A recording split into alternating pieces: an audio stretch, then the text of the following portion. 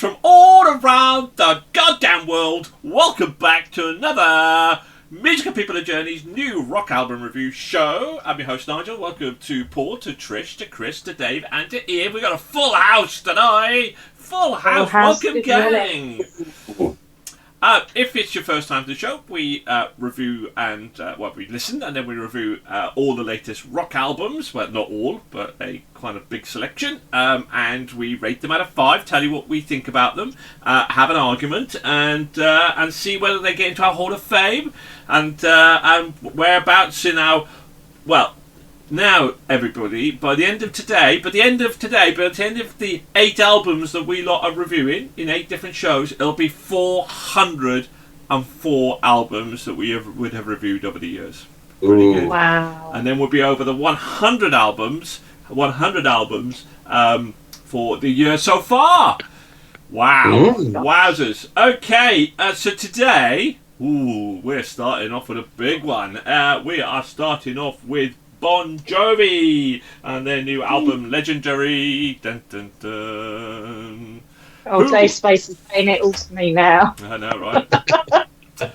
Who are Bon Jovi? If you don't know, where have you been? Bon Jovi's American rock band formed in 1983 in New Jersey. The band currently consists of singer Jon Bon Jovi, keyboardist David Bryan, drummer Tico, guitarist Jon, and Phil, and percussionist Everett Bradley. The bassist Hugh McDonald. Original bassist Alec left the band in 1994, and the longtime guitarist and co-writer Richie Sambora left in 2013. The band has been credited with bridging the gap between heavy metal, rock, and pop with style and ease. In 1984, just a little trip down memory lane, everybody. 1984, Bon Jovi released their first album, and their debut single, Runaway, managed to crack the top 40. In 86, the band achieved widespread success and global recognition with their third album, Slippery When Wet, which sold over 20 million copies, including 3 top 10 singles, 2 of which reached number 1. Trish, what were those 2 songs? Living on a Prayer. Yes, and correct. You Give Love a Bad Name? Correct! For 5 points, well done. Would anybody else have got that, by the way? Donnie, I think we would have all got Living on a Prayer. We got Living on a Prayer. Yeah. I was torn between Raise Your Hands and You Give Love a Bad Name, but I would have gone for You Give Love. But you wouldn't have had to raise your hand to answer the question. You could have just answered it. So, as he's raised his hand, why don't we start with Ian, the old rocker? Well, all rockers really, apart from maybe Dave and Chris. What did you think of Bon Jovi? Well, I'd never heard of Bon Jovi before this, to be honest. It was excuse me. So I would have given a lot of money to be a fly on the wall to watch Chris Dunning's review this album. 100%, absolutely. Really? He detests it, and I'm the opposite. Absolutely love Bon Jovi. Started in '89, went to the Milton Keynes Bowl and watched the tour for New Jersey album. Yeah. Oh God, that was amazing. And then obviously as they've progressed, their music has changed. They've got a bit of a name for having a certain sound. But I always say to people when they say that, yes, absolutely, bands do build their success on 1 or 2 tracks. And they build around that sound because that sound works. And I think that's why a lot of people don't like Bon Jovi, don't like Coldplay, they don't like Oasis and that sort of thing, because they have that really familiar sound. If it ain't broken, don't try and fix it, right? So this album, I was like, is it going to be more of the same? They're going to weaken and whatnot. First listen, I thought, oh my God, this is lazy. It's good, but oh God, they're just leaning on what they always do before.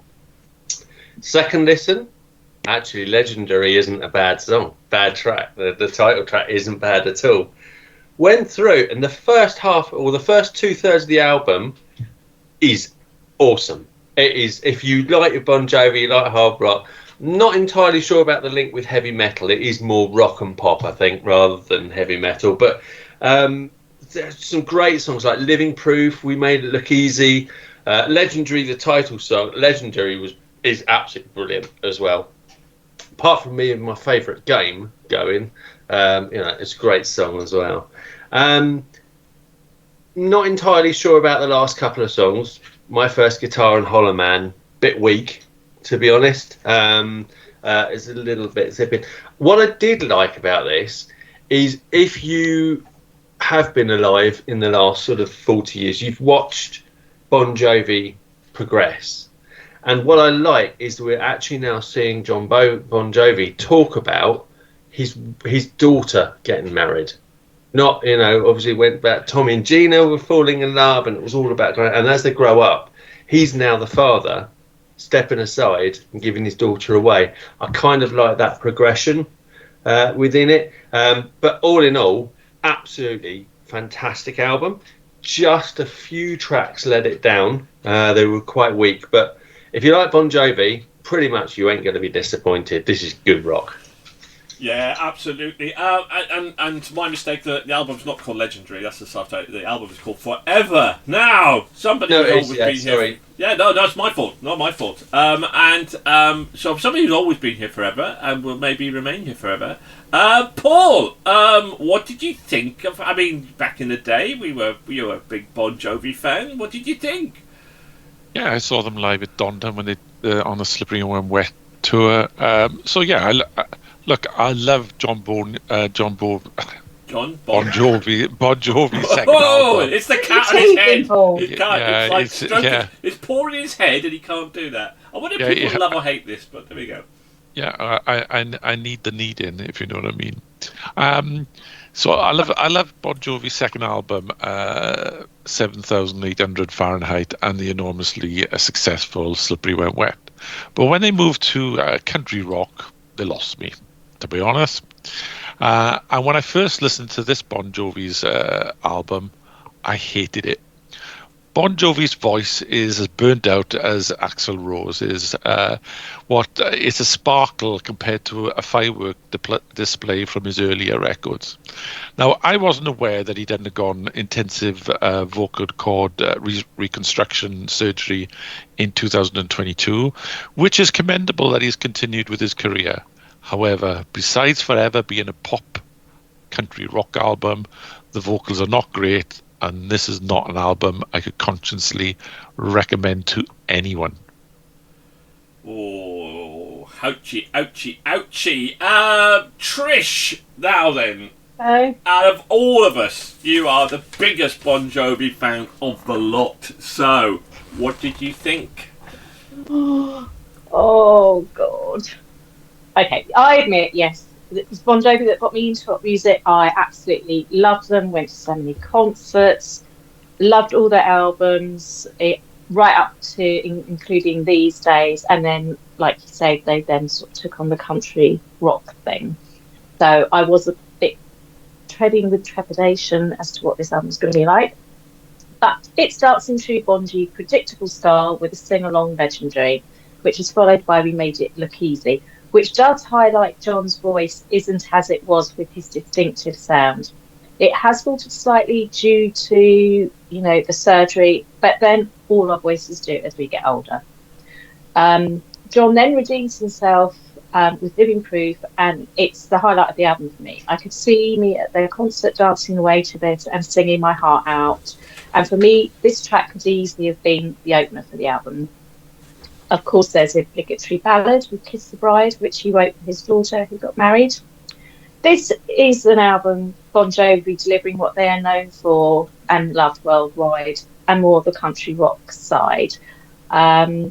It's solid, but to put into context, I think my Forever After that I have had since I was a teenager with Bon Jovi has come to an end. Oh. Chris, I mean, I've got a tear in my eye. Do you know what I mean? There's a tear in my eye that loving relationship between Jon Bon Jovi and Trish has come to an end. Chris! Oh my God. Nige, before we go to Chris, can I just say, just something popped in there. When you said that, Trish, all I could hear is Jon Bon Jovi just going, "Thank you for loving me." Remind me not to make any comments that reminds Ian of something to sing in the future. Chris, let's come to you then, mate. What did you think? Cool. So I've got a slightly different relationship to Bon Jovi than you old fellas. And Trish, I'm never going to call you old, so you have a different relationship too. So I know knew Bon Jovi originally from Crossroad, which of course is 94, 95 is the first of their several compilation albums. Because they've had quite a few over the years, because they've been going for quite some time.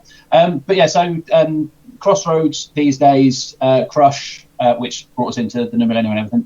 Those are the sort of things I know Bon Jovi for. I've gone back into the back catalogue, but Crush really, and kind of maybe a little bit of bounce into 2002. Kind of went, maybe they're not for me anymore. I matured away from Bon Jovi. I'm saying matured in the way that I'm a fellow who never really matured, but you know what I mean. My tastes matured, let's put it that way. So I haven't listened to most of Bon Jovi for quite some time. So then coming into this album, I think we've already mentioned that there's been the throat surgery, and he's had some issues as happens to all of us. And I think it is the case that this may actually be a swan song album. This might be the last stuff they do. It might be the last stuff he does, just because I think he, as much as anything else, knows in the same way that we've all said, his voice is not where it could be, it's not where it used to be, and he might be on the way out for it. So I think what they've tried to do with this is they've put in a whole load of throwbacks. The voice box that was in Livin' on a Prayer and some of the stuff in Crush is back in a couple of the tracks. You've got some of there's Waves, which I think is the closest to some of their the country rock they used to do, is quite a throwback to the stuff that he did by himself on Young Guns and Blaze of Glory and all that sort of stuff. And so it's, for me, it was just kind of it's a nostalgia album, isn't it? It's going back to some of the stuff we did before, notes to stuff they've done in the past. I mean, there's One More Time with Feeling has been a sort of an emotion that comes up in some of the songs they've done before, and it's mentioned in Walls of Jericho. And you've got a couple of potentially good sing-along songs there, but it's. I think it's fair to say it's Bon Jovi at the end of their run, and there's no. I don't think they're ever going to have another song like Livin' on a Prayer. It's just not the sort of stuff you can write anymore. But I think it's a great Jon Bon Jovi album.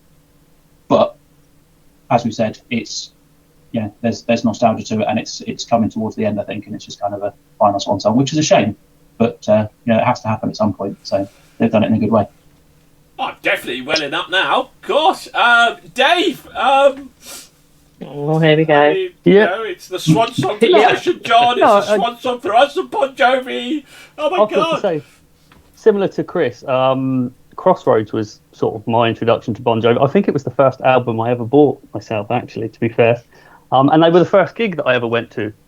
But I sort of lost interest sort of mid-2000s, because they definitely started on a slide at that point. And I think when Richie Sambora left, they went off a cliff. Since then, I haven't really listened to any of their stuff, and I mean, this just didn't do it for me at all. Again, it's okay. I mean, they're Bon Jovi. They know how to write music.